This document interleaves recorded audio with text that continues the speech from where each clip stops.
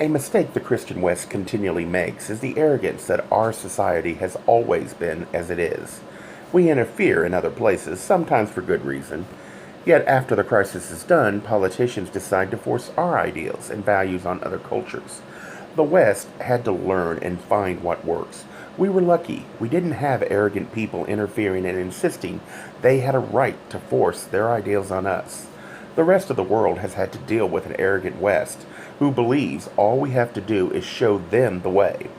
Then we get frustrated when they can't make it work and guess they are to blame, or worse, they're too backward. SOF 110. We must make men high-minded and above all pettiness. They must be upright and rejoice in their manhood. They must possess courage and fortitude, equal to any trial, for there will be many. They must be prepared to endure oppression and persecution, with self-control and a calmness which no misfortune or calamity can shake. They must also be such men that good fortune and abundance does not weaken them. SOF 111.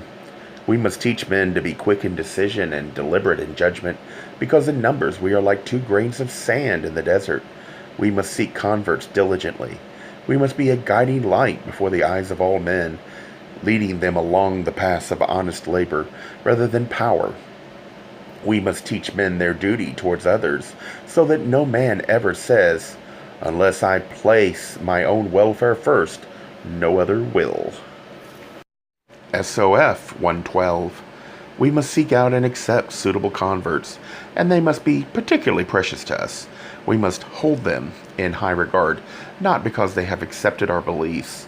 The good within them can be developed within their own, but because they assume willingly and cheerfully the great duties and obligations peculiar to us. We must always remain a brotherhood engaged in an organized quest for truth. We must ensure that the teachings we expound are valid everywhere and among all men, as a code of goodness.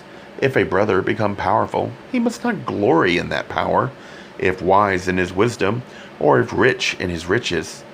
If a brother have to glory in something, then let it be in the fact that he is always the best of men. By this is not meant the victor in the earthly struggle, but he who best serves the purpose and good of mankind. You cannot force people to do what they are not ready for. This is something the West today forgets. We did not have our ideals imposed on us. They evolved over time. Others must be allowed to arrive at that conclusion through their own paths, not imposed on them through force or arrogant belief our ideals are superior.